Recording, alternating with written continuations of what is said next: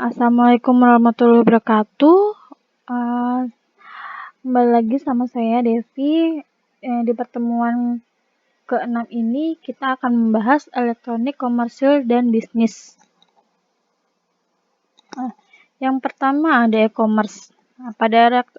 Di era teknologi informasi maju atau informasi seperti saat ini, media elektronik itu menjadi salah satu media andalan untuk melakukan komunikasi, termasuk komunikasi bisnis tentunya.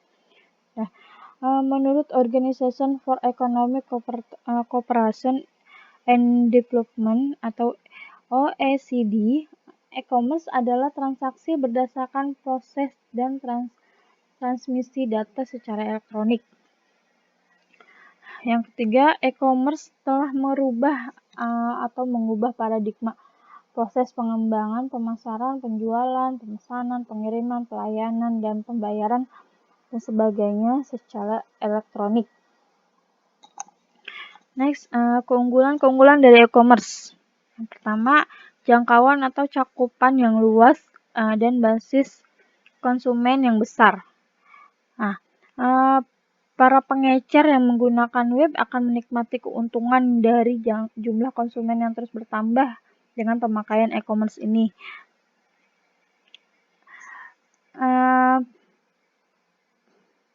Berbagai hambatan geografis yang ada selama ini menjadi hilang dan tidak ada batas mengenai jangka waktu kegiatan.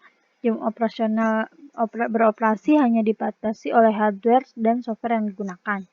Yang kedua adalah pendapatan yang terus bertambah. Web membuka berbagai kemungkinan dalam melakukan penjualan dan distribusi. Maintenance-nya mendapatkan berbagai keuntungan dan besarnya pasar yang ada, baik dilihat secara geografis maupun dilihat dari sisi jumlah konsumen. Yang ketiga, tentunya penghematan biaya.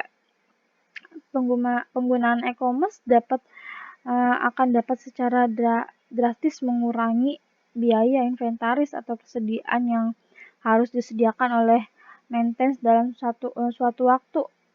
Terdapat berbagai perusahaan yang tidak mempunyai persediaan atau inventory, tetapi mereka tidak menawarkan berbagai macam produk pada pelanggannya. Mereka hanya menghubungkan antara berbagai macam permintaan yang ada ke dalam sistem yang digunakan oleh produsen. Yang terakhir adalah hubungan yang lebih baik dengan konsumen. Perdagangan secara online mempunyai kemampuan untuk berinteraksi dengan konsumen secara lebih dekat dan cepat. Konsep ini dikenal dengan one-to-one marketing, di mana merchant dapat secara langsung berinteraksi dengan konsumen. Next, manfaat dan keuntungan e-commerce secara pragmatis. Yang pertama adalah kemampuan untuk bisa diakses jauh lebih luas atau melebarkan jangkauan. Yang kedua, revenue stream yang baru atau mungkin sulit atau tidak dapat diperoleh melalui cara konvensional. Yang ketiga, meningkatkan market ekspor. Yang keempat, memperpendek waktu produk cycle, meningkatkan customer loyalty, menaikkan value chain, dan mengkomplementkan bisnis praktis, mengkonsolidasikan informasi dan membukanya pada pihak-pihak yang terkait di dalam value chain, meningkatkan daya saing dan kualitas layanan, mengurangi mata rantai untuk pengadaan produk, dan meningkatkan supply management, efisiensi biaya atau menurunkan biaya operasi. Yang terakhir, peluang akhirnya bisnis atau produk dan layanan baru. Next, e-commerce bisnis strategi. Memahami keberadaan e-commerce dalam kerangka bisnis perusahaan bukanlah merupakan suatu hal yang mudah. Vince Baraba dari General Motors mengatakan bahwa diperlukan suatu kemampuan untuk berpikir secara internal atau outside the box untuk dapat memahami karakteristik dan peluang-peluang bisnis yang ditawarkan oleh e-commerce. Di sini ada strategi dari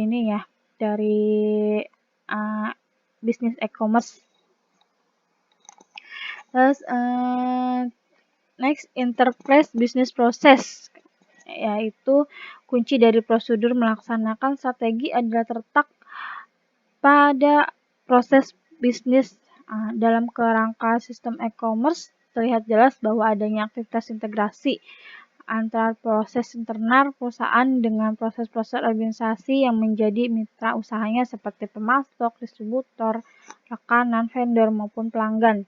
Nah, pertanyaan-pertanyaan sentral yang harus dapat dijawab akan berkisar pada isu-isu proses organisasi dan model data, diantaranya bagaimana menciptakan proses bisnis yang lebih cepat, bagaimana menghubungkan antara physical value chain dengan virtual value chain, bagaimana memilih model bisnis yang tepat yang sesuai dengan strategi bisnis perusahaan.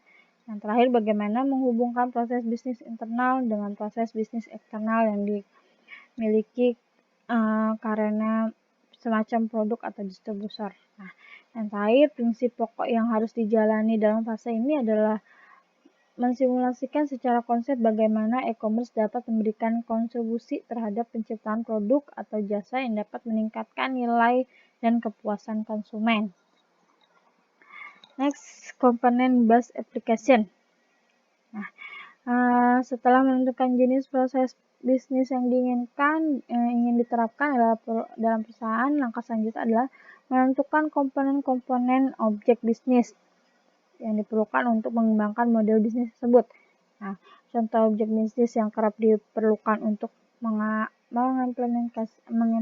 mengimplementasikan sebuah sistem e-commerce antara lain modul aplikasi untuk menerima pesanan order dari pelanggan, modul aplikasi untuk melakukan otoritas kartu kredit, modul aplikasi untuk mencari data atau informasi, modul aplikasi untuk mengubah suatu sistem, modul aplikasi untuk melakukan tanya jawab secara interaktif, modul yang terakhir adalah modul aplikasi untuk mencatat keluhan pelanggan.